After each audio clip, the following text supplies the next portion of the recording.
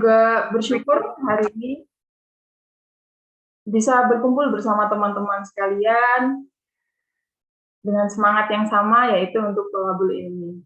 Dan sebelumnya, sepertinya Dr. Kusuma sudah hadir bersama kita. Mari kita sapa bersama-sama. Assalamualaikum, Dokter.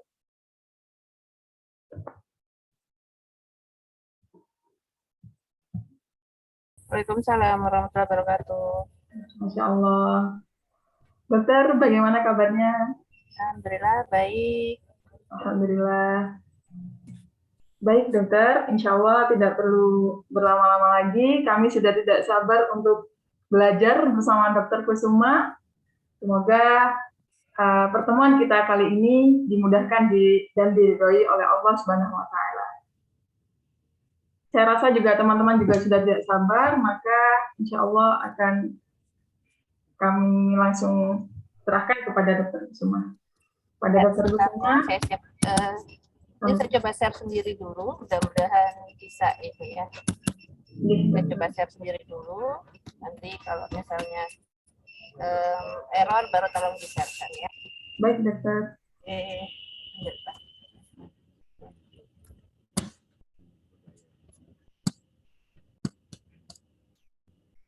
Maaf kalau gambarnya nanti goyang-goyang, saya pakai sudah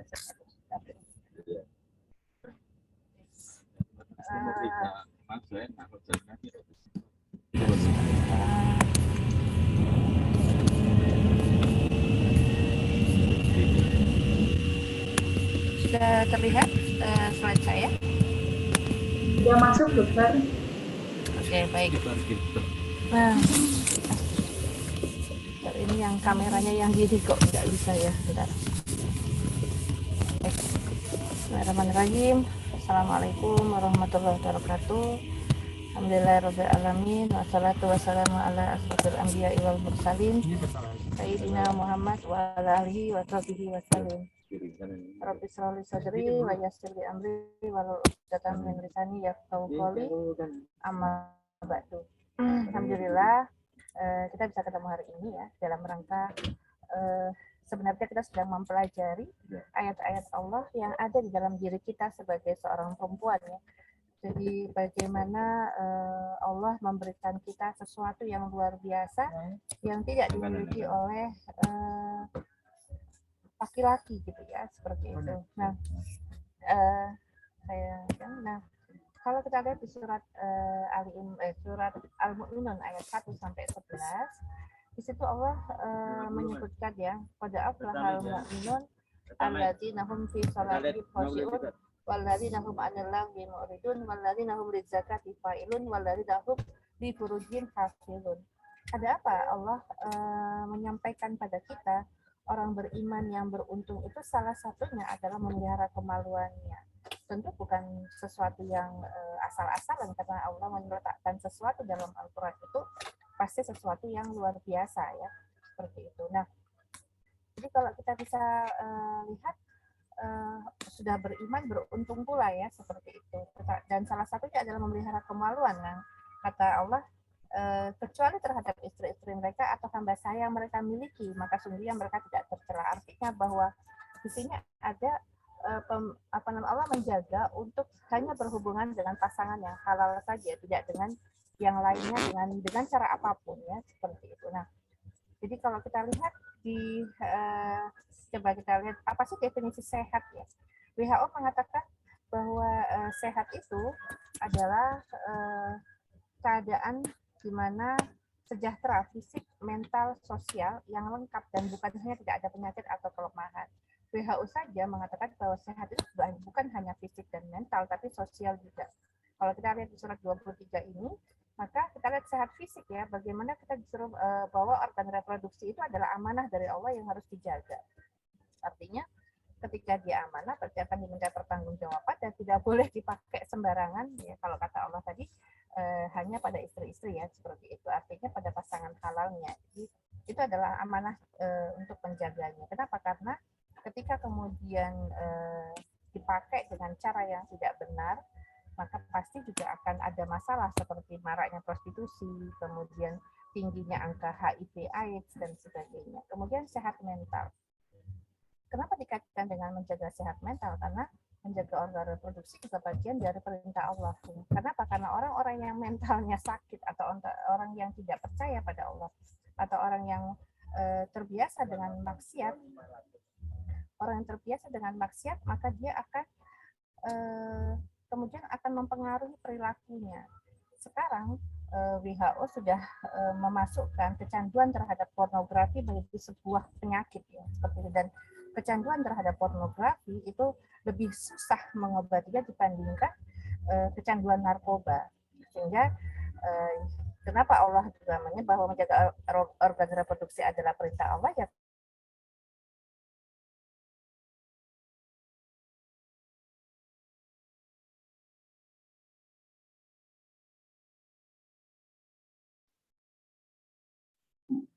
Mohon maaf, dokter.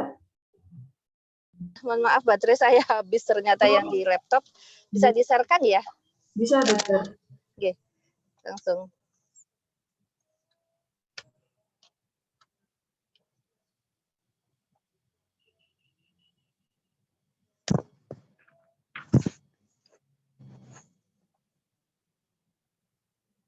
Baik, di slide ketiga ya, langsung di-share-kan yang slide ketiga.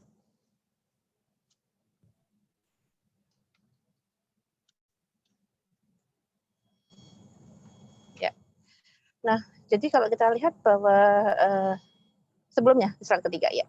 Jadi sehat mental ya. Jadi bagaimana menjaga supaya kita tidak melanggar maksiat ya, tidak membuat kita melanggar perintah Allah ya, karena ada pesan dari Rasulullah bahwa semua orang Muslim itu akan masuk surga illa man aba.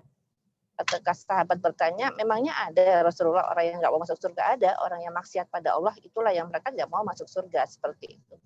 Kaitannya dengan seperti ini. Kemudian dengan sehat sosial, apa hubungannya sehat reproduksi dengan sehat sosial? Karena ketika seseorang menjaga organ reproduksinya, maka sebenarnya dia sedang menjaga lingkungannya.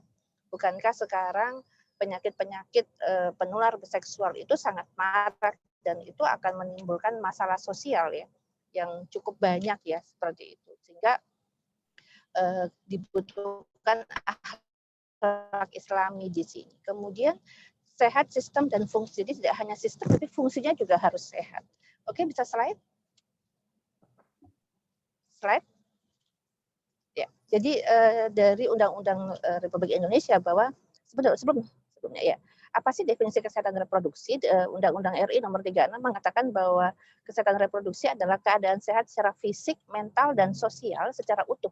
Tidak semata-mata bebas dari penyakit atau kecacatan yang berkaitan dengan sistem atau fungsi dan proses reproduksi pada laki-laki dan perempuan. Artinya sehat reproduksi itu bukan hanya ditujukan pada perempuan, tapi laki-laki juga. Kenapa? Karena kaitannya juga dengan reproduksi. Reproduksi itu tidak bisa hanya perempuan saja atau laki-laki saja gitu. Walaupun ada orang yang homo, walaupun ada orang yang lesbian, pasti dia akan dia berusaha menjadi satu laki-laki dan satu perempuan walaupun mereka bikin rekayasa dan sebagainya. Oke, slide lanjut.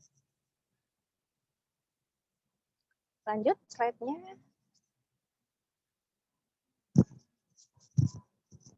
Lanjut slide-nya ya. Nah, apa yang kita pelajari sebenarnya di lingkup kesehatan reproduksi bukan hanya tentang bagaimana fungsi reproduksi, tapi bagaimana dampak atau output dari kesehatan reproduksi itu. Jadi kesehatan diantaranya ini ya, kesehatan ibu dan bayi baru lahir, keluarga berencana, pencegahan dan penanggulangan penyakit menular seksual, pencegahan dan penanggulangan komplikasi dari aborsi, kesehatan reproduksi remaja, pencegahan dan penanganan infertilitas atau ketidaksuburan dan kanker pada usia lanjut dan osteoporosis serta aspek lain dari misalnya adanya kanker serviks dan lain-lain. Jadi sebenarnya cukup banyak yang akan kita pelajari. Jadi mungkin di pertemuan ini tidak hanya saya sampaikan sedikit-sedikit saja ya. Artinya kita bisa tahu bahwa bagaimana sebenarnya kesehatan reproduksi bukan hanya diri kita saja, tapi untuk orang lain juga harus kita perhatikan. Slide.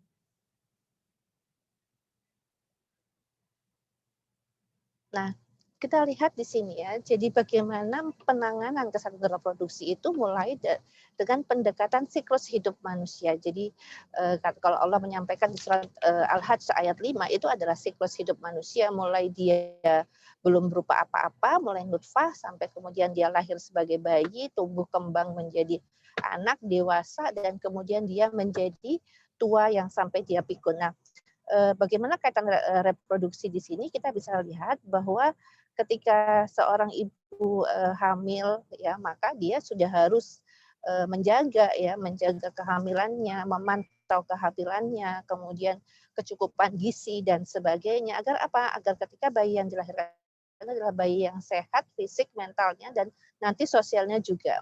Sekarang sedang berkembang sangat viral ya, sekarang lagi viral tentang stunting. Stunting itu adalah sebuah kondisi di mana anak-anak yang tinggi badannya lebih rendah dari seharusnya usianya. Nah, salah satu penyebab dari stunting itu adalah gizi di masa kehamilan yang tidak mencukupi, sehingga kemudian anak-anak itu lebih pendek ya, dan tidak hanya sekedar pendek, tetapi juga kemudian IQ-nya, kemudian lebih rendah imunitasnya dan sebagainya. Kemudian bagaimana ibu diminta untuk mau memberikan ASI eksklusif ya, seperti itu. Kemudian bimbingan untuk anak-anak, kemudian kesehatan reproduksi remaja, terus kemudian bagaimana dengan pasangan usia subur. Pasangan usia subur sebagai muslim ya, kita tidak ingin menghentikan apa yang dikehendaki oleh Allah. Jadi keluarga berencana itu adalah keluarga di mana kita tidak memutuskan bahwa berapa sih jumlah anak saya, tetapi kita ingin care ya, merencanakan keluarga, bukan mengkat ya, bahwa oh anak saya 2 aja, anak saya 3 saja. Itu berarti kita dalam tanda petik mengatur Allah, padahal harusnya Allah yang mengatur kita. Terus kemudian tentang bagaimana pemeliharaan terhadap ibu-ibu lanjut usia ya. Jadi ada bagaimana kita penanganan menopause, bagaimana kemudian adanya dampak dari kanker serviks dan sebagainya. Jadi kita lihat bahwa seluruh usia kehidupan, seluruh siklus kehidupan perempuan, di situ ada masalah-masalah kesehatan reproduksi yang harus kita pahami. Slide.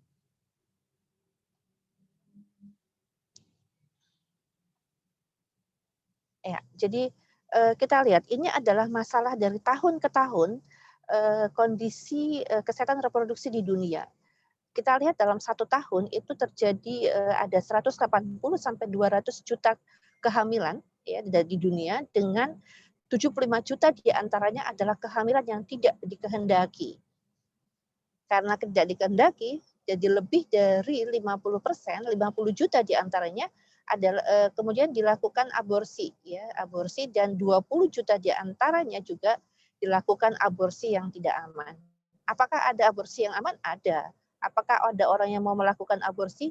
Banyak. Tetapi tentu kita dibatasi oleh nilai-nilai Islam ya, bahwa kalau sebelumnya pernah ada undang-undang kesehatan yang mengatakan bahwa seorang ibu berhak terhadap tubuhnya dan dia boleh memilih hamil atau tidak hamil, itu tidak seperti itu, karena undang-undang kesehatan kita alhamdulillah sudah direvisi, tidak seperti itu lagi. Tetapi yang harus kita pahami bahwa hamil itu adalah anugerah dari Allah, dan bukan kita yang mengatakan saya mau dan saya tidak mau ya, seperti itu. Kemudian dalam setahun itu ada kurang lebih 600.000 kematian ibu ya. Artinya ada 1 menit, dalam 1 menit ada 1 ibu yang meninggal karena persalinan dan kehamilannya. Artinya ketika kita berbicara nanti 60 menit, ada 60 ibu di dunia yang meninggal akibat komplikasi persalinan dan kehamilannya. Dan kalau ada 1 ibu hamil atau ibu melahirkan yang meninggal, maka diperkirakan ada 30 ibu yang mengalami angka kesakitan. Ya. Slide. Nah, inilah yang kita sebut dengan maternal death watch ya. Jadi jam kematian perempuan. Ya, Masya Allah, sampai ada istilah seperti itu. Jadi dalam 1 menit itu ada 380 perempuan yang akan hamil, 190 perempuan yang hamil tidak dikehendaki, ada 110 perempuan yang mengalami komplikasi, ada 40 perempuan yang melakukan aborsi tidak aman, dan ada 1 perempuan yang meninggal karena komplikasi kehamilan dan persalinannya. Dan ini tentu sangat mengerikan dan harus kita cegah ya. Dan bukan saja tugas dokter, tapi tugas semua lingkungan, keluarga, masyarakat, kemudian para bapak juga terlibat di sana. Dan di situ juga negara juga harus terlibat, karena ini bukan masalah orang per orang, tapi kita tahu bahwa angka kematian ibu itu adalah salah satu parameter kesejahteraan sebuah negara, dan angka kematian ibu kita masih cukup tinggi. Dari dulu saya sekolah sampai sekarang kita masih ada di posisi angka kematian yang tinggi ya, angka kematian ibu yang tinggi, artinya boleh dikatakan negara kita belum sejahtera ya, seperti itu. Lanjut. Nah, kita masuk ke bagaimana apa sih organ reproduksi perempuan ya. Jadi mudah-mudahan tidak ada anak-anak ya di sini, bukan apa-apa, karena memang saya tidak bermaksud pornografi, tapi ingin memunculkan bagaimana anatomi kita ya. Jadi kalau kita lihat saya tidak bisa ini ya, saya tidak bisa pakai kursor nggak ya? Saya sebentar mungkin bisa ya. Oke, saya mungkin bisa pakai kursor ya di sini. Jadi ya, saya ganti dulu warnanya. Oke.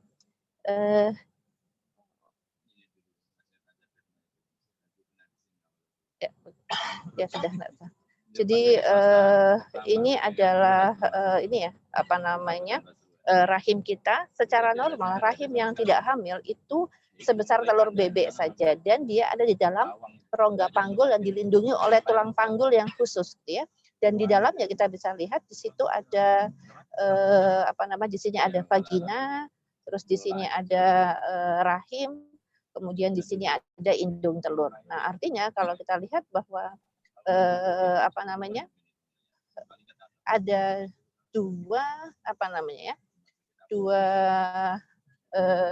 secara sederhana ada organ luar dan ada organ dalam ya. Nah, lanjut dulu. Oke.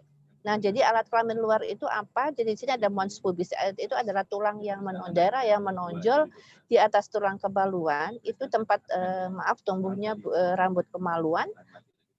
Salah satu tanda bahwa perempuan itu normal, dia punya rambut kemaluan ya. Jadi jangan dianggap kemudian dia nggak punya rambut kemaluan malah normal. Tidak, justru punya rambut kemaluan itu berarti bahwa dia punya hormon yang normal ya, seperti salah satunya.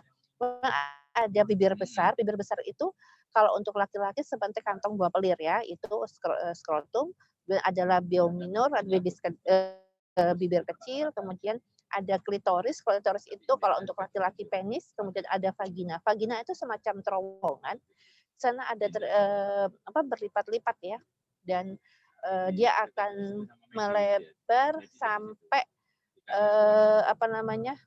sampai nanti ketika dia akan meregang ketika akan melahirkan. Ya. Kemudian perineum adalah daerah antara vagina dan anus ya. Slide.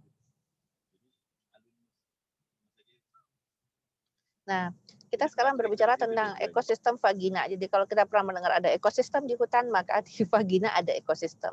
Ekosistem yang diberikan oleh Allah di sini adalah adanya kuman penjaga yang disebut dengan lactobacillus ya, di kotak biru itu. Apa sih lactobacillus? Lactobacillus adalah kuman penjaga di dalam vagina, di mana lactobacillus itu akan tumbuh dengan baik ketika dia punya makanan, yaitu glikogen. Glikogen dihasilkan oleh dinding vagina.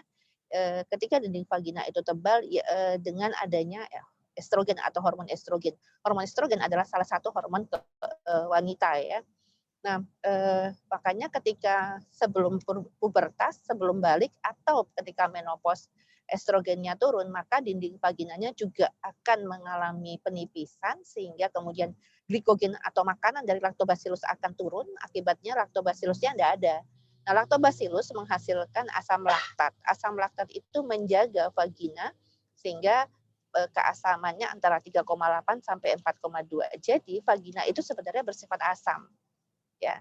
Nah, ada beberapa kondisi di mana kadang-kadang perilaku ini tidak disadari. Misalnya mencuci pakai sabun vagina atau sabun mandi. Kita ketahui bahwa sabun itu sifatnya basah, ya.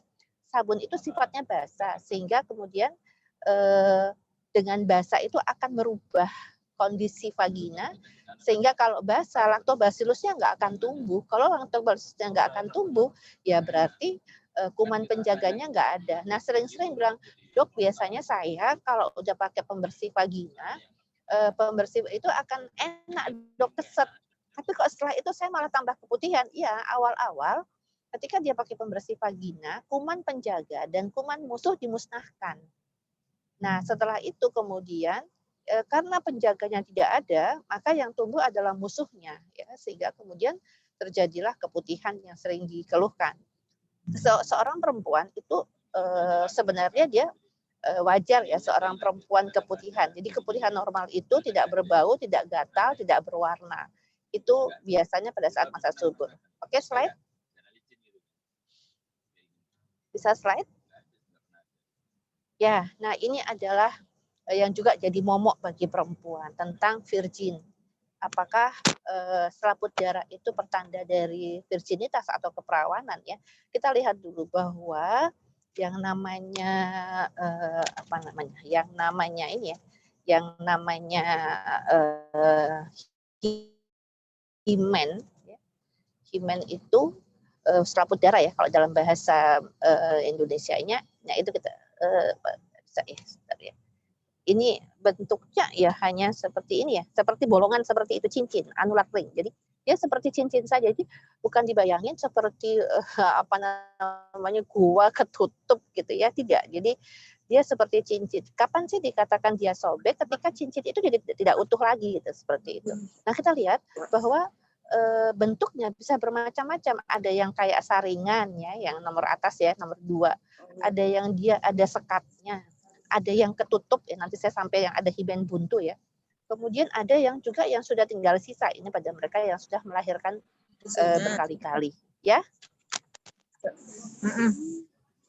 Ya. Halo. Halo. Kedengaran suara saya? Ya, masuk dokter. Afwan. Ya. Ya, bisa dilanjutkan dokter Afwan, tadi ada partisipan yang komik. Bisa dilanjutkan. Kenapa? Tidak apa-apa dokter, Oke. tadi Ya. hanya sedikit ada masalah. Oke. Ya, maaf ya. Nah, jadi apakah selaput darah robek itu pasti tidak perawan? Atau apakah misalnya malam pertama nggak berdarah itu tidak perawan? Tidak selalu seperti itu. Karena kalau kita mengatakan bahwa kita mengatakan bahwa perawan itu hanya dari berdarah seperti itu, atau kemudian selaput darahnya sobek seperti itu, maka itu sangat tidak adil gitu ya. Kenapa? Karena kemudian harusnya laki-laki juga maunya fair kan. Nah, laki-laki kan nggak ada tandanya kalau udah nggak joko kan, seperti itu. Jadi sebenarnya yang paling penting dari ketidakjokoan atau tidak keperawanan itu adalah ketika dia sudah pernah melakukan hubungan seksual seperti itu. Nah, apakah hubungan seksual bisa membuat selaput darah sobek? Bisa iya, bisa tidak, seperti itu. Ya, bisa iya, bisa tidak. Jadi saya punya kasus ketika saya dulu masih pendidikan, saya visum seorang anak SMA ya, yang sudah hamil 5 bulan, kemudian dituntut oleh keluarga perempuan, keluarga perempuan menuntut keluarga laki-laki dan ke polisi ya pasti, kemudian dilakukan visum. Nah, saat visum itulah kemudian dilakukan pemeriksaan, dan yang saya saksikan bahwa selaput darahnya masih utuh, bayinya sudah umur 5 bulan bergerak-gerak gitu. Apakah dia hanya sekali melakukan hubungan seksual? Pasti tidak kan, pasti sudah lebih dari sekali. Itu artinya bahwa selaput darah itu sangat-sangat elastis dan bisa sangat-sangat kaku. Jadi jatuh aja bisa gitu. Nah, contoh yang lain, saya pernah menangani anak umur 3-4 tahun yang dia main di ladang jagung yang baru panen. Ya. Kita tahu ya kalau jagung ditebas itu kan miring ya. sehingga ada yang runcing, dia jatuh di situ, selaput darahnya sobek seperti itu. Anak umur 3-4 tahun saya lupa. Apakah kemudian anaknya dikatakan tidak perawan? Tidak juga seperti itu. Sobek, iya, ya seperti itu. Apakah bisa diperbaiki? Bisa, ya seperti itu. Nah, kalau di gambar yang sebelah yang saya katakan himen buntu, ini adalah sebuah kondisi kelainan bawaan di mana kita lihat ya ada yang warna coklat hitaman itu, jadi harusnya kan dia ada bolongannya ya seperti itu untuk supaya darahnya keluar ya, supaya darahnya keluar. Nah, disitulah keluarnya darah haid kan seperti. Nah, kalau seperti ini berarti apa yang harus dilakukan? Ya harus disobek, harus dibikinkan bolongan. Apakah juga dia tidak perawan? Tidak, karena dia membawa penyakit, maka dia harus dibuatkan dibuatkan lubang supaya apa? Supaya dia bisa haid. Karena kalau tidak, kita akan melihat bahwa akan tertumpuk darah di belakangnya. Dan kalau darah itu jadi darah haid secara normal itu dalam total kita haid itu kurang lebih 70 cc ya setiap haid. Nah, bayangkan kalau itu tahunan bisa ngumpul sampai penuh di vaginanya, penuh sampai ke rahimnya, bahkan seperti itu. Jadi ini kondisi-kondisi selaput darah ya. Slide langsung lagi. Silakan. Nah, ini adalah organ reproduksi dalam. Ya, tadi kan organ reproduksi luar ya, ini adalah organ reproduksi dalam. Di situ mulai ada mulut rahim atau serviks, kemudian yang tadi ada saya tunjuk itu adalah vagina, kemudian ada rahim, ada indung telur dan ada saluran telur. Kita ketahui bahwa masalah di bawah, masalah di vagina dan seterusnya bisa mempengaruhi di atas rahim, atau masalah di indung telur itu bisa juga mempengaruhi di bawah ya seperti itu. Jadi kita perlu berhati-hati. Jadi setiap perempuan yang normal dia punya 2 indung telur, dia punya 2 saluran telur dan 1 rahim yang ada rongganya yang tidak ada sekatnya dan ada mulut rahim dan seterusnya ya seperti itu. Baik, lanjut. Nah, kita lihat kalau kita membelah perempuan dari samping, kita akan lihat warna merah itu adalah rahim ya, kita belah dari samping, kemudian ada terowongan panjang yang kita sebut dengan vagina. Nah, kita lihat posisi vagina itu dekat sekali dengan uretra ya. Uretra itu adalah ini ya, tempat keluarnya saluran kencing. Kalau untuk laki-laki jauh ya, kalau untuk perempuan jaraknya hanya 2 sampai 3 cm. Apa akibatnya? Perempuan lebih mudah mengalami infeksi saluran kencing. Apalagi kalau cara ceboknya salah. Jadi kalau biasanya ibu-ibu itu ngajarin ceboknya dari belakang ke depan, padahal harusnya dari depan ke belakang. Jadi di anus itu ada kuman juga di sana, di vagina juga ada kuman. Masing-masing ada tempatnya. Tetapi kalau kumannya pindah itu akan membuat infeksi sehingga kemudian bisa keputihan ya, atau misalnya seseorang yang sering infeksi saluran kencing, dia juga bisa akan menginfeksi vaginanya sehingga keputihan. Jadi ada efek pimpong di sana. Itu yang pertama yang kita lihat. Yang kedua adalah kalau ada gangguan di rahim atau di indung telur karena posisinya seperti itu, maka yang terdekat yang terkena adalah kantong kencing atau ke saluran buang air besarnya seperti itu. Supaya jadi itu sebabnya kenapa bila ada tumor, bila ada tumor atau kista ya, tumor itu tumor itu sebenarnya adalah pembesaran ya. Jadi bisa isinya padat, bisa juga isinya cairan yang kita sebut dengan kista. Ya, ini jadi kondisi yang harus kita perhatikan. Jadi banyak ya, jadi ketika ada kelainan pada rahim, indung telur, serviks dan sebagainya, vagina bisa mengganggu saluran kencing maupun di saluran makanan. Jadi untuk buang air besar biasanya terganggu. Slide. Nah, sekarang kita bicara tentang siklus haid. Apa sih siklus haid? Siklus haid itu adalah perdarahan secara periodik ya. Setiap perempuan yang masuk usia balik, maka ketika hormonalnya sudah siap, maka dia akan mengalami haid.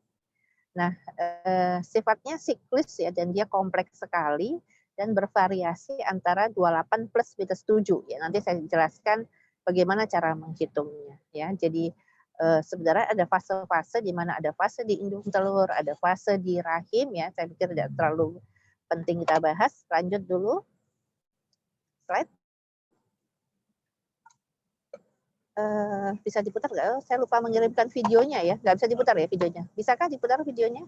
Saya lupa mengirimkan videonya. Ya sudah, tidak apa-apa. Maaf, saya lupa mengirimkan videonya. Lanjut aja. Kita lihat skematis aja.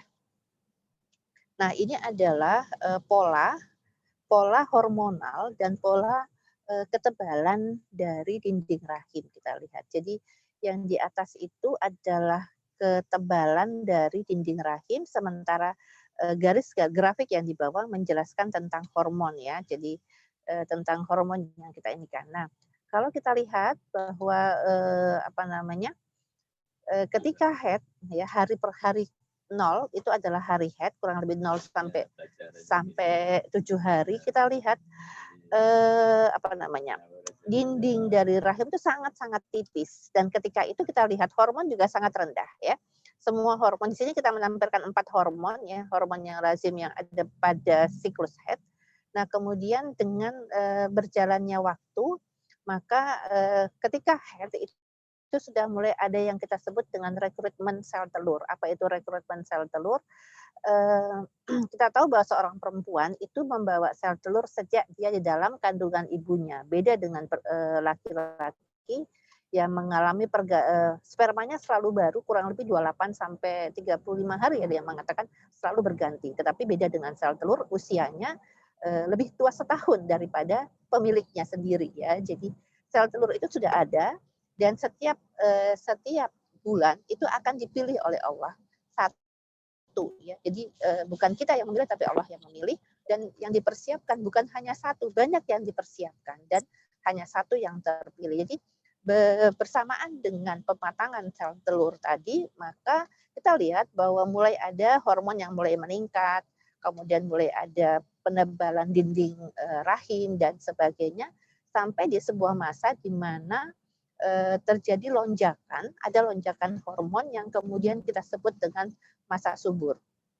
Nah, masa subur ini kemudian disitulah terjadi pematangan sel telur yang kemudian dia lepas ya. Nah, ketika sel telur ini dibuahi, maka dia akan terjadi kehamilan.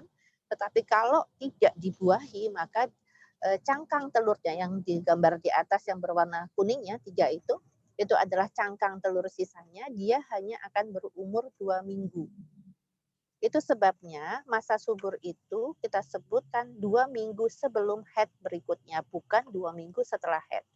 Karena masa yang kalau secara medis namanya fase luteal ya, itu dia relatif konstan antara 12 sampai 14 hari.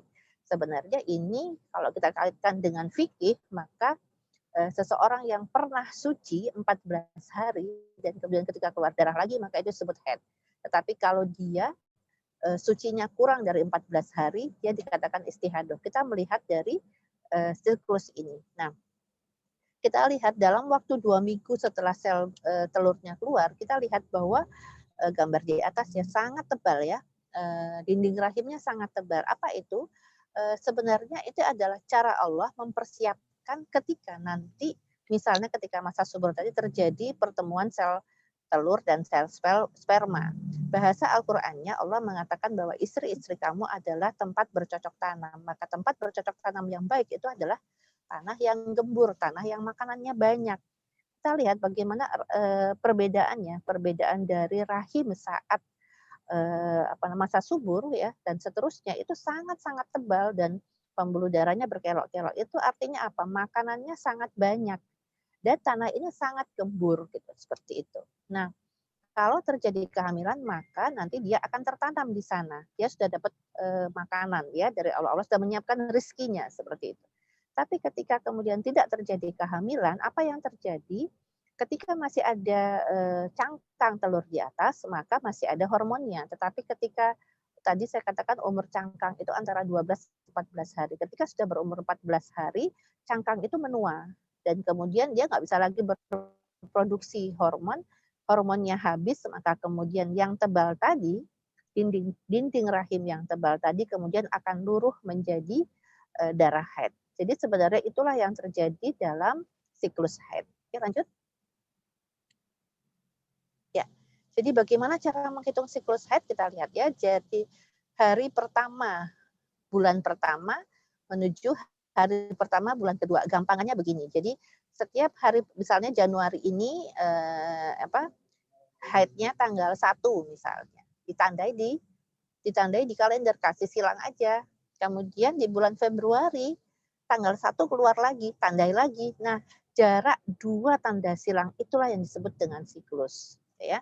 Nah, tetapi kita bisa mengatakan siklus haid kita kalau kita sudah menuliskannya, mencatatnya kurang lebih selama 6 bulan. Kita akan melihat polanya.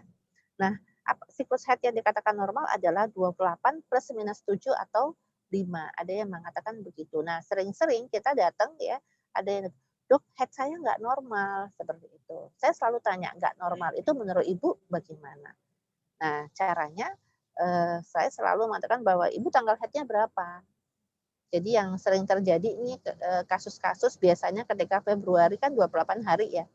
Jadi dia mestinya haidnya misalnya Januari tanggal, taruhlah misalnya dia tanggal 25 lah ya, atau tanggal 28 lah ya gampangnya, tanggal 28 Januari. Nah, siklusnya dia itu 31 hari atau 32 hari misalnya. Apakah normal siklus itu normal? Karena siklusnya 28 plus 7, jadi 35 hari atau 21 hari. Jadi boleh gitu ya, jarak antara 2 silang tadi. Nah, ketika kemudian dia haidnya tanggal 28 Januari, karena siklusnya 30 hari, 32 hari, maka dia haidnya lagi tanggal berapa? Tanggal 2 Maret. Udah bingung dia. Dok, saya Februari nggak haid gitu.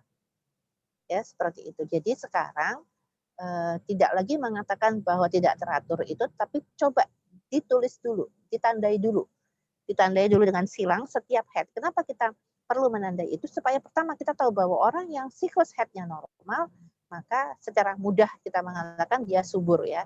Tanda subur yang paling mudah dilihat adalah haidnya teratur. Apakah ada orang yang haidnya kurang dari 21 hari atau siklus yang lebih dari 35 hari? Ada. Tapi itu sudah tidak normal ya. Berarti ada sesuatu di sana. Ya, jadi oke, slide ya. Nah, jadi tadi ya, jadi masa subur itu hanya berlangsung 24 jam. Ya, beda dengan laki-laki yang setiap 7 kali 24 jam dia subur, beda dengan perempuan yang dia hanya subur selama 24 jam. Dan itu terjadi 14 hari sebelum haid, bukan setelah haid. Apa tandanya? Dia lendir mulut rahimnya banyak biasanya ya. Kemudian terasa lebih basah, libido meningkat, itu terjadi seperti itu ya. Jadi kita akan melihat bahwa kalau misalnya boleh juga ditandai di kalender misalnya ketika terasa seperti ini, jadi lendir mulut rahimnya itu bisa sampai molor 10 cm ya. Jadi gampangannya seperti putih telur mentah. Nah, putih telur mentah itu kan molor ya, bisa sampai 10 cm. Itu adalah ciri khas dari lendir pada saat masa subur. Coba ditandai di kalender juga, tandai dengan mungkin tandai dengan lingkaran misalnya. Nah, kemudian kalau haid tandai dengan silang. Nah, jarak antara lingkaran menuju silang berikutnya itu berapa hari? Kalau jaraknya 12 atau 14 hari, maka itulah yang menandakan lingkaran tadi menandakan masa subur. Ya, jadi ini bisa dipakai untuk perencanaan kehamilan atau untuk untuk kontrasepsi alami. Lanjut slide. Nah, kita ke kehamilannya. Jadi tadi saya katakan bahwa kehamilan merupakan satu fungsi reproduksi yang harus kita perhatikan. Jadi kehamilan, persalinan, dan masa nifas adalah amanah juga ya. Jadi artinya setiap perempuan harus mempersiapkan diri untuk kehamilan ya, seperti itu. Dan ada persiapan fisik, mental, spiritual sebelum nikah ya, seperti itu. Dan ada perlu pengetahuan, perlu pemahaman dan sikap yang bijaksana seperti itu. Kenapa? Karena banyak sekali terjadi perubahan setelah hamil. Jadi kita butuh antenatal care atau perawatan kehamilan. Jadi ada trimester 1, 3 bulan pertama sekali, trimester 2 itu sekali, dan trimester 3 itu 2 kali. Dan kemudian melakukan timbang, ada 5T, walaupun sekarang sudah 10T ya, jadi ini yang minimal. Lanjut. Nah, apa sih tanda pasti kehamilan gitu ya? Tanda pasti hamil itu bukan kalau garis 2 kan sekarang lagi banyak ya pejuang garis 2. Di slide-slide aja, diklik-klik dulu aja ya. Banyak yang lagi ribet dengan pejuang garis 2 ya, seperti itu. Jadi tanda pasti hamil itu adalah adanya denyut jantung janin, adanya gerakan janin, dan kalau USG kita melihat kantong kehamilan. Kalau dulu memang kita dengan ronsen ya, tapi sekarang sudah tidak dilakukan lagi karena ada yang lebih tidak berisiko pada kehamilan. Jadi ada 3, denyut jantung janin, gerakan janin, dan USG seperti itu. Jadi apakah garis 2 itu apa namanya? Dia adalah tanda mungkin, bukan tanda pasti. Kenapa tanda mungkin? Karena ada penyakit tertentu juga yang hormonnya juga meningkat seperti itu. Jadi apa namanya ya, seperti itu ya. Oke, lanjut ya. Perubahan pada kehamilan. Apa yang terjadi bahwa kulit, darah, payudara ini saya pikir nanti kita bahas tersendiri ya. Artinya semua tubuh itu disiapkan oleh Allah untuk adaptasi menerima kehamilan. Right? Ya, jadi ini yang terjadi ya. Jadi bagaimana rahim membesar dan seterusnya itu adalah kondisi-kondisi di mana apa namanya ada yang disebut dengan adaptasi fisiologi dan anatomi. Jadi Allah mempersiapkan tubuh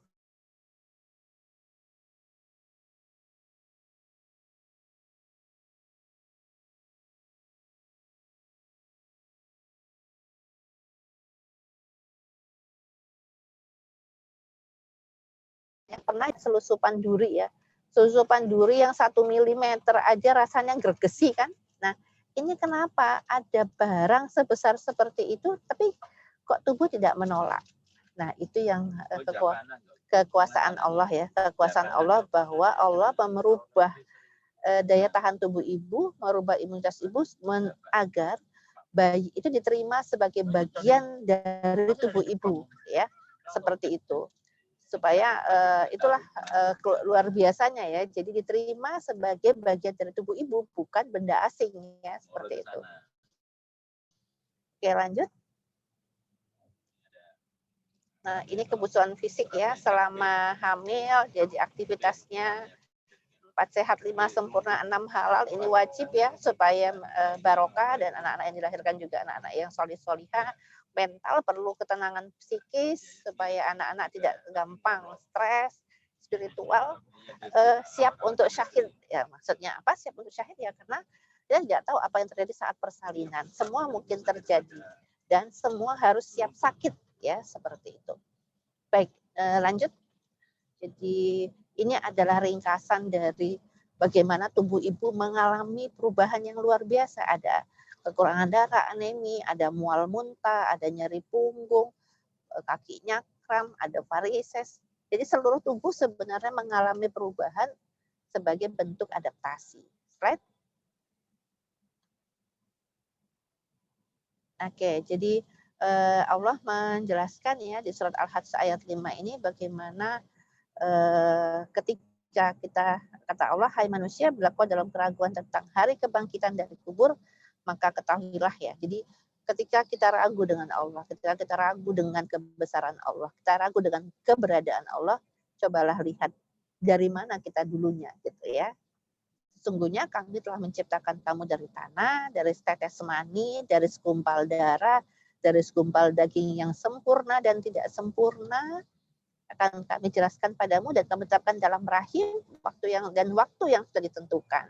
Kemudian kami keluarkan kamu sebagai bayi, kemudian berangsur-angsur dewasa, dan di antara kamu ada yang diwafatkan dan ada yang dipanjangkan umurnya sampai pikun. Kita lihat tadi siklus kehidupan manusia ada di satu ayat ini.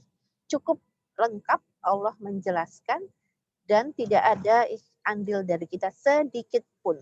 Tidak ada andilnya ya, seperti itu. Kenapa? Karena yang memilih sel telur itu Allah, yang memilih sperma yang bisa membuahi sel telur juga Allah, yang mengembangkan itu di rahim itu juga Allah, yang memberi rizki juga Allah, dan seterusnya. Jadi kita benar-benar hak guna pakai saja, tidak ikut andil ya. Jadi kalau misalnya ini ada apa namanya, saya kan nggak minta dilahirkan seperti itu, no. itu adalah haknya Allah, bukan urusan kita ya, seperti itu. Lanjut.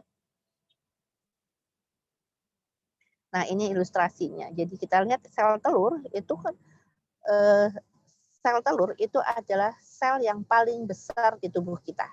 Ya. Dan kita lihat perbandingannya dengan sperma yang sangat-sangat kecil ya. Dan kita tahu bahwa hanya satu sperma yang mengalami tersebut dengan kapasitasi atau pilihan dari Allah yang hanya bisa menembus sel telur. Jadi satu sel telur itu hanya bisa dibuahi oleh satu sperma. Ada sebuah kondisi tertentu di mana terjadi kasus misalnya kembar dan sebagainya, itu adalah kasus lain. Tetapi secara umum seperti itu. Dan kita lihat bahwa sperma yang tidak punya mata, tidak punya otak, tidak punya hati dan sebagainya, dia memilih ovum, dia memilih sel telur, bukan memilih temannya, bukan memilih sperma sebagai tidak ada sperma homo gitu kan, tapi dia memilih sel telur gitu ya. Berarti memang itu yang dikehendaki Allah gitu ya. Dan kemudian berubah menjadi 2 sel, 4 sel, 8 dan seterusnya, akhirnya menjadi miliaran sel ya. Lanjut.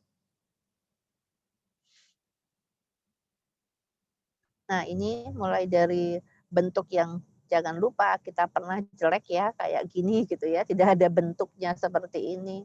Jadi kalau saya pernah melihat bayi tikus ya, bayi tikus juga seperti ini bentuknya sebelah kiri sendiri ya, itu seperti itu. Kemudian berangsur-angsur ada tangan, ada mata dan seterusnya. Dan itu sekali lagi Allah yang membuat, bukan kita. Kita hanya dititipi saja. Right?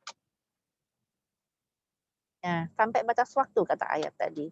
Artinya ada yang bilang, dok, saya boleh nggak sih dok minta tanggal waktu untuk melahirkan? Silahkan. Tetapi terserah Allah membolehkan. Loh, dok, kok ada dok yang boleh minta 17 Agustus? Silahkan, nggak apa-apa gitu ya. Tapi jangan pernah mengatakan bahwa saya bisa menentukan hari lahir saya. Tidak bisa. Ya, itu berarti memang Allah menakdirkan si bayi lahir 17 Agustus, bukan kemudian kita yang milih gitu kan, bukan kita yang menentukan, tidak seperti itu ya. Sampai batas waktu, ada bayi yang lahir prematur, ada yang bayi yang lahir, ada yang bayi yang dia meninggal di dalam kandungan ibunya. Seperti tadi pagi ya, saya baru dapat pasien seperti itu. Jadi ya batas waktunya ada, dan batas waktu itu milik Allah, bukan milik kita. Right? Nah, jadi perlu dipahami tanda persalinannya bahwa usia kehamilan itu 37 sampai 42 minggu ya. Dari hari pertama head, ada kontraksi rahim, ada keluar ketuban, keluar darah lendir, ada pembukaan mulut rahim, itu adalah tanda persalinan yang harus dipahami. Jadi mungkin lain waktu ya kita bisa bincang-bincang dengan ini karena akan sangat panjang ceritanya. Tapi ini yang kita ketahui dulu ya. Lanjut. Nah, ini proses-proses persalinannya ya seperti itu. Ada yang sebut kala 1, ada kala 2, ada masa nifas yang apa, lanjut aja. Masa nifas juga, bahwa masa nifas itu tidak sembarangan ya, karena salah satu penyebab kematian ibu, 3 penyebab ada 3 ya penyebab kematian ibu terbanyak, salah satunya adalah perdarahan setelah persalinan. Jadi masa nifas itu bukan masalah yang main-main ya, tapi masa nifas itu juga menjadi masalah ya di Indonesia karena perdarahan banyak terjadi di sini. Jadi ibu-ibu diminta untuk sering mengganti pembalutnya, kemudian istirahat ya, seperti pemenuhan gizi supaya ASI-nya bagus ya, dan menyusui ya supaya dengan menyusui ada perintah ke otak, oh ASI dibutuhkan. Karena kalau tidak menyusui lebih dari 4 jam, maka yang diperintahkan ke otak, ASI nggak dibutuhkan, stop produksi ASI ya, seperti itu. Masa nifas juga kapan misalnya kadang-kadang ada loh, dok boleh nggak sih hubungan setelah ketika masa nifas? Tidak boleh karena Allah sudah mengharamkan. Kenapa tidak boleh? Ya ketika head dan masa nifas itu ada darah yang bercampur kuman, sehingga Allah melarang melakukan hubungan seksual ya, karena justru akan mendorong kumannya untuk masuk. Kemudian keluarga bencana kapan kemudian direncanakan, kapan ini apa yang mau dipakai dan sebagainya bisa didiskusikan. Oke, lanjut. Nah, jadi kalau diringkas ini tuh perjalanan panjang hidup kita ya, dari sel yang tidak terlihat sampai kemudian lahir sebagai bayi. Slide. Ya, Nah, ini ada kasus yang menarik ya. Jadi kita pakai kasus ya. Ada Nyonya A menikah tanggal 23 Agustus, head terakhirnya 17 Agustus. Nah, anaknya lahir tanggal 12 Mei 2019. Kalau dihitung, berarti kalau September, Oktober, November, Desember, Januari, Februari, Maret, April, Mei, itu 9 bulan kurang. Karena nikahnya 23, gitu kan. Tinggalnya tanggal 23 harusnya, orang-orang kan bilang, loh harusnya 9 bulannya kan 23 Mei. Loh ini kok 12 Mei kok sudah lahir, gitu. Nah, biasa, gosip tuh. Kok 9 bulan, belum 9 bulan sudah melahirkan. Gosip lagi. Ada inden dulu ya, gitu. Terus kadang pernah ada cekcok, si suami nanya, ini anaknya siapa? Kamu belum 9 bulan kok sudah lahir, gitu. Nah, ini kita akan melihat kita lihat dari head terakhir ya. Oke, lanjut dulu. Ya, ini nah, sekarang kita lihat. Jadi, kalau head terakhirnya 17 Agustus, ya jangan lihat nikahnya, yang dilihat head terakhirnya gitu ya. Nah, maka taksiran persalinannya itu tanggal tambah 7 bulan kita dikurangi 3 atau tambah 9. Maka taksiran persalinannya 24 Mei ya. 24 Mei itu usia kehamilannya 40 minggu. Sementara usia matang itu 38 minggu atau 2 minggu maju dari tanggal 24.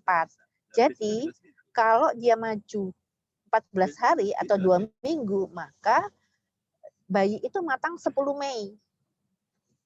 Nah, bayi tadi lahirnya 12 Mei. Itu artinya apa? Berarti dia sebenarnya lahir pada kondisi dia matang seperti itu. Nah, ini yang pernah terjadi kasus seperti itu. Jadi jangan cepat-cepat menjudge. Wah, apalagi kadang-kadang maaf ya, kadang ibu-ibu bumbunya 1 sampai di ujung gang jadi bumbunya bisa 10 ya, Masya Allah itu jadi dosa berjamaah, alhamdulillah ya, seperti itu. Ini kasus yang pernah terjadi. Oke, slide ya. Nah, kemudian apa yang mempengaruhi kesuburan, kita lihat ya bahwa sekarang banyak sekali perempuan-perempuan yang menikah di usia tua. Nah, apa yang terjadi? Usia 35 sampai 40 tahun itu ketidaksuburan meningkat menjadi 50%, ya. Maka ada faktor suami, faktor istri yang harus dicari ya. Slide. Nah, ini penyebab infertil adalah ketidaksuburan pada perempuan. Ternyata ada kesuburan yang tidak diketahui atau unexplained itu 10%. Jadi ada orang, saya subur, saya sama suami periksa kemana-mana subur, normal, kenapa saya nggak bisa punya anak? Ya karena yang memilih Allah, yang menentukan Allah. Jadi dokter pun bisa mengatakan unexplained, nggak bisa ya, karena bukan wilayahnya dokternya sudah ya. Nah, ada masalah dari serviknya, ada dari rahimnya, dan seterusnya. Lanjut. Nah, ini juga ya, jadi kalau ada juga yang kaitannya dengan hormon ya, tidak subur. Ada yang amenorrhea atau amenorrhea tidak head, itu ada yang primer, karena kalau primer itu sejak awal tidak pernah head. Ya, kemudian biasanya kelainan bawaan. Ada yang sekunder karena sudah pernah head, kemudian ada masalah dia tidak head. Nah, seperti itu. Tadi ini sudah saya sampaikan apa faktor ketidaksuburan ya, banyak faktornya.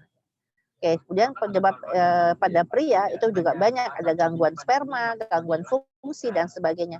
Nah, yang harus kita pahami, sering sekali terjadi ketika seorang istri tidak hamil, yang disalahkan selalu istri, sehingga kemudian mereka suami nggak mau periksa. Saya kebetulan punya perawat ya seperti itu, nggak hamil-hamil, kemudian mengajak suaminya untuk periksa tes kesuburan.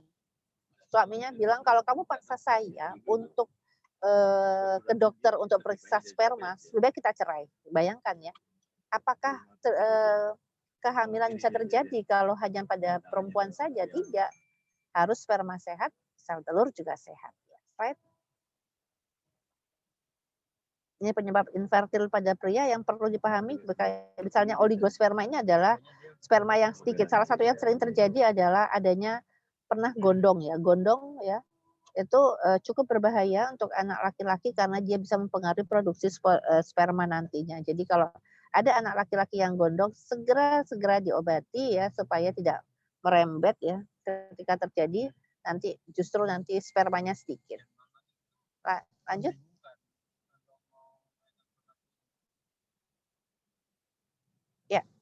Jadi ini adalah penyebab gangguan pada organ reproduksi perempuan yang tidak hamil. Singkatannya adalah palm coin ya. Jadi ada polip, ada adenomyosis. Lanjut dulu, klik dulu. Silakan diklik. Nah, ini ya. Jadi ini ya. Jadi ada polip, kemudian ada adenomyosis. Jadi macam-macam ya penyebab dari gangguan pada organ reproduksi ya seperti ini, sampai kemudian ada yang tidak bisa diketahui. Jadi ya, lanjut. Nah, untuk kanker atau tumor, apa yang paling banyak? Kanker terbanyak pada perempuan di Indonesia adalah kanker mulut rahim. Hampir 75%, dan sayangnya datang pada stadium lanjut atau stadium 2A, 2B ke atas yang sudah tidak bisa lagi dioperasi. Di gambar sebelah kelihatan bagian atas yang pink muda itu adalah serviks normal, sementara yang bawah itu adalah gambaran serviks yang ditumbuhi oleh kanker. Ya. Lanjut. Nah, jadi apa yang bisa kita lakukan? Ada pencegahan primer, ada pencegahan sekunder. Pencegahan primer adalah promosi, edukasi. Jadi salah satu risiko dari kanker serviks itu adalah dia merupakan penyakit menular seksual. Jadi jangan melakukan hubungan seksual dengan pasangan yang tidak halal ya. Dan pasangannya pun tidak boleh melakukan hubungan seksual dengan yang lain yang tidak halal juga ya. Ada vaksinasi ya. Kemudian pencegahan sekundernya adalah rutin melakukan pap smear dan IVA. Itu adalah pencegahan sekunder ya. Lanjut. Kemudian reproduksi remaja. Banyak sekali masalah-masalah pada remaja sekarang seperti aborsi, penyakit menular seksual, ya, HIV/AIDS, nikah muda, kehamilan tidak diinginkan. Ini semua cukup berbahaya. Kenapa? Karena dengan mental yang belum siap, ya, mereka bisa mengambil jalan pintas yang sangat berbahaya untuk dunia maupun akhiratnya. Lanjut.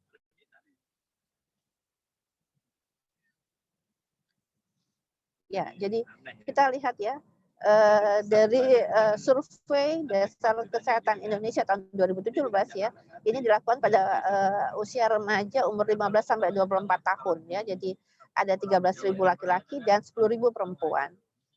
Hasilnya sangat mencengangkan ya, bahwa mereka melakukan hubungan seksual pranikah itu ada 8% pada anak laki-laki dan 2% pada perempuan, dan sebagian besar dimulai pada usia 17 tahun. Mereka sudah mengenal kondom. Perempuan lebih mengenal kondom daripada laki-laki. Kehamilan yang tidak diinginkan ya. Jadi 16% anak perempuan berusia 15 sampai 19 tahun. Dan 8% di antara mereka sudah berusia 20 sampai 24 tahun. Aborsi dilakukan oleh 23% oleh anak perempuan dan 19% oleh anak laki-laki ya. 45% anak perempuan dan 44% anak laki-laki mulai berkencan pada usia 15 sampai 17 tahun. Dan 15% remaja laki-laki dan 1% berusia 15 sampai 24 tahun itu mengkonsumsi alkohol. Dan 5% pria dan kurang dari 1% wanita menggunakan obat-obat terlarang. Bagaimana tidak kemudian jadi masalah besar? Artinya tanggung jawab kita semua ya untuk memperhatikan juga lingkungan dan kesehatan reproduksi para remaja Indonesia. Slide. Nah, artinya sebenarnya juga ya, jadi apa yang dibutuhkan dari konseling pranikah ya, ini adalah mencari faktor risiko, mempersiapkan kesehatan, evaluasi bagaimana kondisi sosial, mencari risiko dan sebagainya. Apakah butuh? Ya, sebenarnya ya. Jadi tidak hanya sekedar fisik tapi mental juga. Oke, slide.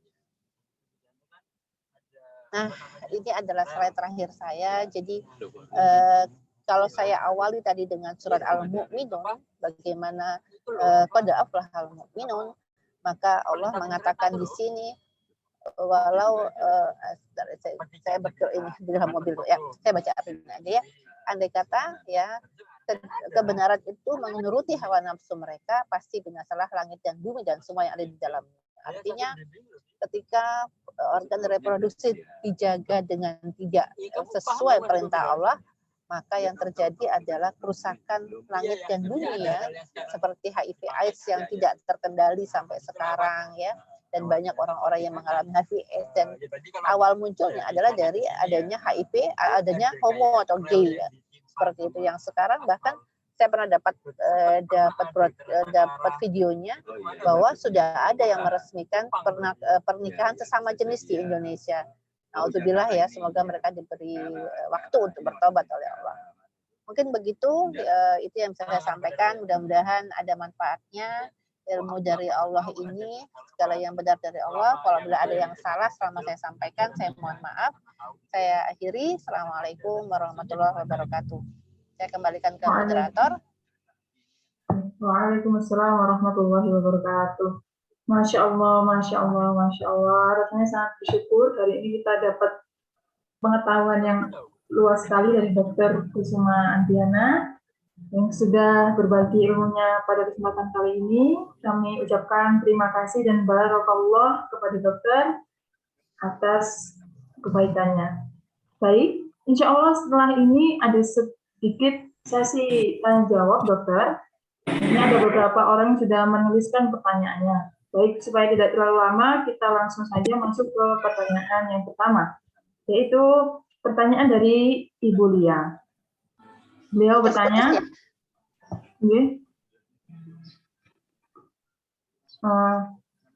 ya. Putus-putus, nggak terdengar kah suara saya? Ini baru jelas kembali dokter. Tadi sedikit terputus, tapi sudah kembali lagi. Ya. Baik, insya Allah kami langsung ke sesi tanya jawab dokter. Ya. Oke. Pertanyaan yang pertama yaitu dari Ibu Lia. Beliau bertanya, agar rahim sehat dan dapat mempunyai keturunan, maka apa yang harus dilakukan pada usia sebelum haid? Dan saat ini banyak yang terkena tensi tinggi pada usia muda yang berdampak pada kehamilan maupun saat melahirkan. Mohon penjelasannya, syukron dokter. Ya, jadi masalah kita punya banyak anak atau tidak itu benar-benar urusan Allah ya. Kita hanya bisa berusaha seperti itu. Maka apa yang harus dilakukan pada usia sebelum haid artinya ya menjaga organ reproduksi tadi. Jadi jangan sampai kalaupun keputihan, jangan sampai kemudian keputihan yang tidak normal. Kalau ada gangguan haid segera dikontrolkan karena bisa karena faktor psikis atau ada faktor hormonal yang lain ya seperti itu ya. Jadi kita tidak bisa apakah nanti si A akan punya banyak keturunan dan si B itu tidak ada keturunannya, kita tidak tahu sampai kemudian dia menikah ya seperti dan melakukan hubungan seksual. Jadi yang penting adalah kita menjaganya supaya sehat ya, supaya kemudian ketika sudah waktunya ya ketika Allah izinkan maka bisa ya seperti itu. Kemudian sekarang memang banyak ya. Jadi kenapa? Karena banyak sekali makanan-makanan yang tidak sehat ya sebenarnya beredar ya seperti itu. Dan apa yang disebut dengan darah tinggi pada kehamilan itu yang disebut dengan preeklamsi. Preeklamsi itu artinya halilintar ya. Cara dia bahasa Yunani, halilintar. Jadi halilintar itu kita nggak tahu kan datangnya kapan. Kalau kita bisa kita prediksi kan lumayan, ini nggak bisa. Jadi terjadi aja ya seperti itu. Jadi memang faktor risikonya adalah tensi tinggi. Nah, tensi tinggi itu salah satunya adalah dari perilaku ya, perilaku kesehariannya seperti dan faktor keturunan juga sebenarnya. Jadi banyak yang mengalami banyak yang mengalami tensi tinggi ya karena salah satunya itu. Dan kita juga tidak tahu biasanya mereka-mereka yang menikah muda di bawah hamil di usia muda umur 19 tahun biasanya hamil pertama atau menikah atau hamil di usia 35 tahun ke atas itu berisiko, tapi jangan dianggap kemudian pasti ya seperti itu. Itu adalah faktor risiko yang banyak tertulis ya di jurnal-jurnal seperti itu. Ya, mungkin itu ya yang saya jawab yang pertama.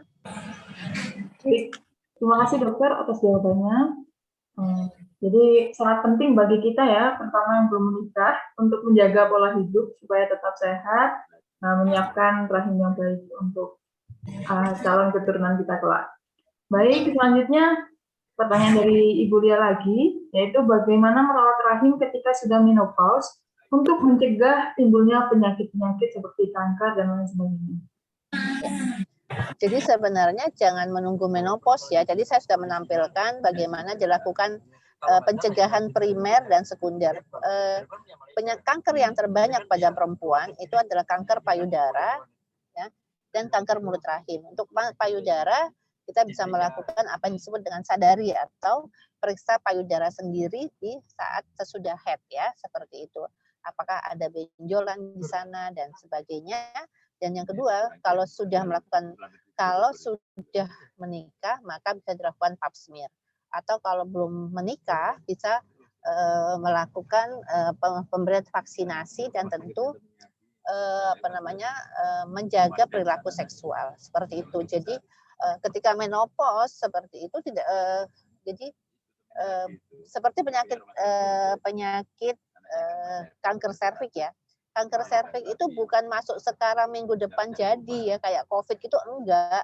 Jadi kanker serviks itu bisa masuknya sekarang, muncul penyakitnya itu bisa lebih dari 10 tahun berikutnya. Jadi memang pola perilaku hubungan seksual itu harus benar-benar sehat karena salah satu penyebabnya adalah virus HPV. Virus HPV itu didapatkan dari penyakit menular seksual, ya. Oke, lanjut.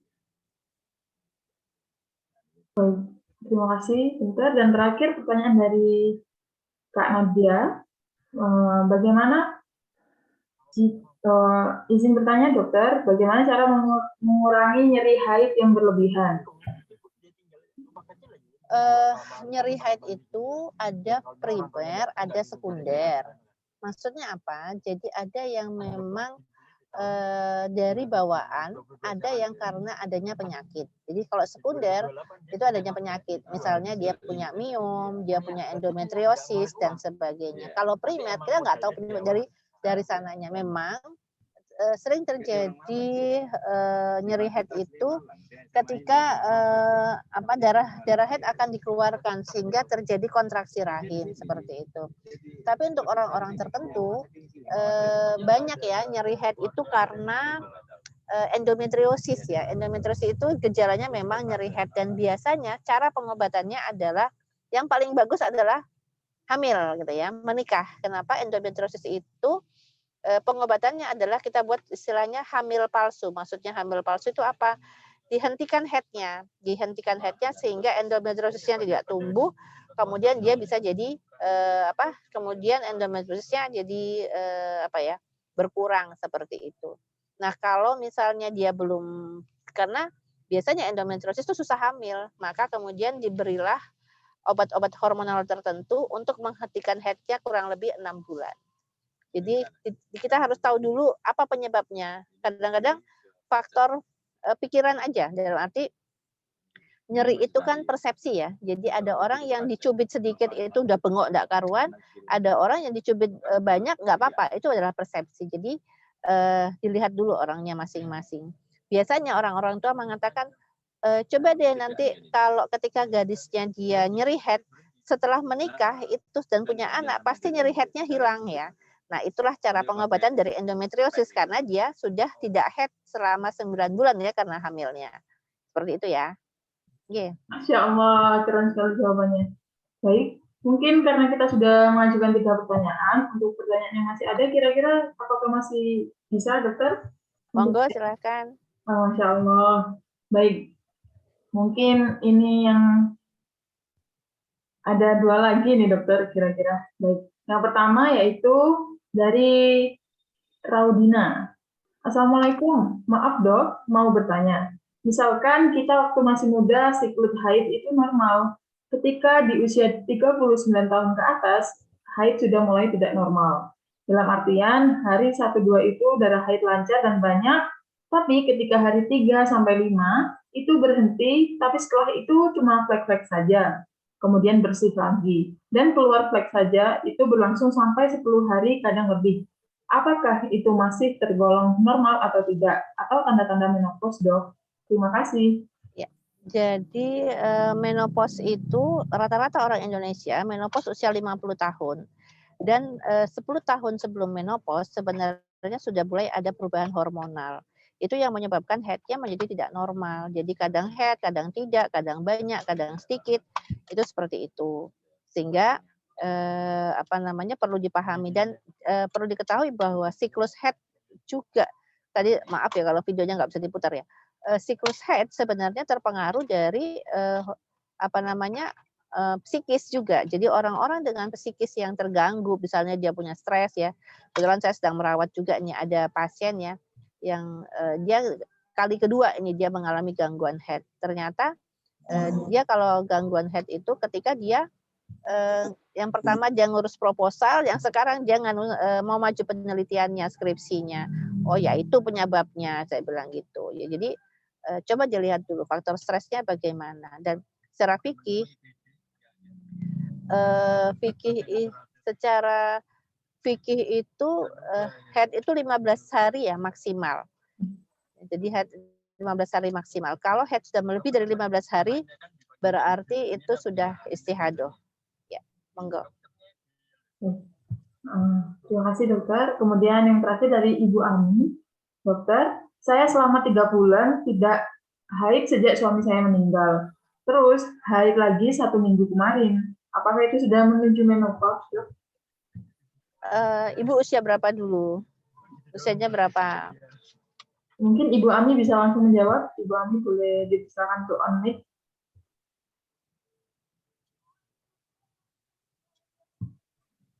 Silakan Ibu Ami.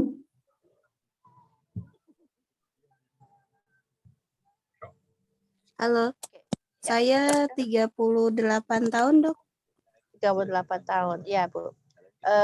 Kita tidak bisa memungkiri ya, jadi meninggalnya orang yang kita sayangi pasti ada faktor stresnya ya Bu. Jadi bisa sekali itu karena faktor stres dan sekarang mungkin setelah Ibu 3 bulan Ibu sudah bisa mengikhlaskan, sudah bisa merelakan, maka hormonnya akan kembali normal seperti itu. Jadi bisa jadi itu karena faktor stres yang kemarin dan apakah itu akan menopause kita juga tidak tahu ya Bu, karena yang disebut dengan menopause itu kalau dalam setahun ya atau 12 bulan berturut-turut dia tidak haid sama sekali, barulah itu dikatakan menopause. Kalau misalnya baru 3 bulan sekali, 2 bulan sekali, 6 bulan sekali itu belum resmi menopause-nya. Resminya kalau 12 bulan berturut-turut tidak haid sama sekali, di atas ya sekitar usia 50 barulah kita katakan dia tidak haid ya dia menopause. Begitu ya Bu Ami.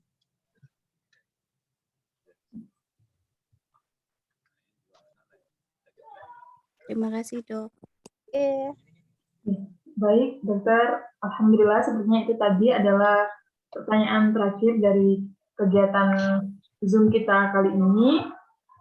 Kami selaku panitia mengucapkan sekali lagi banyak-banyak terima kasih dan barakallah kepada dokter atas ilmunya. Kemudian mungkin terakhir dok, pesan untuk muslimah.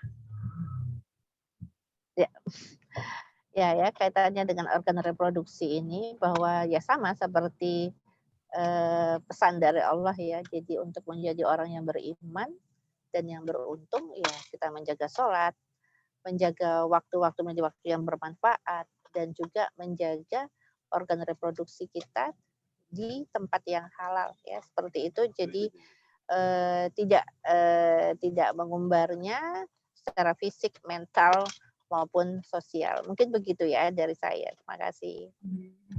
Baik, terima kasih dokter atas kesempatan hadir kali ini. Terima kasih sudah hadir bersama kita semua. Mari teman-teman, kita bersyukur dan jangan lupa semoga bisa kita amalkan juga apa yang kita dapatkan hari ini dan kita tutup kajian pada kali ini. Saya selaku MC Amarilis Khairunisa, mohon maaf apabila ada salah kata dan perbuatan kepada Bapak Ibu sekalian. Mari kita tutup dengan doa kafaratul majelis bersama-sama. Subhanakallahumma wa bihamdika asyhadu an la ilaha illa anta astaghfiruka wa atubu ilaik.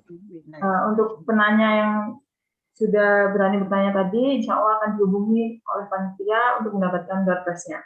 Baik, saya tutup. Mohon maaf lahir batin, jazakumullah khairan. Terima kasih. Assalamualaikum warahmatullahi wabarakatuh. Assalamualaikum warahmatullahi wabarakatuh. Terima kasih. Mohon pamit ya. Ya, jazakumullah khairan.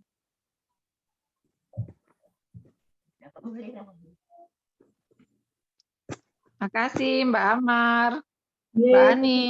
Mbak Ani Lah, aku kok teko sentek. telat ya? Enggak. Iya, wis. Makasih ya Mbak Amar. Kita tutup ya. Yeay, Bung. Baik. Ya, matur nuwun. Mbak Ani, salam buat teman-teman. Yuk.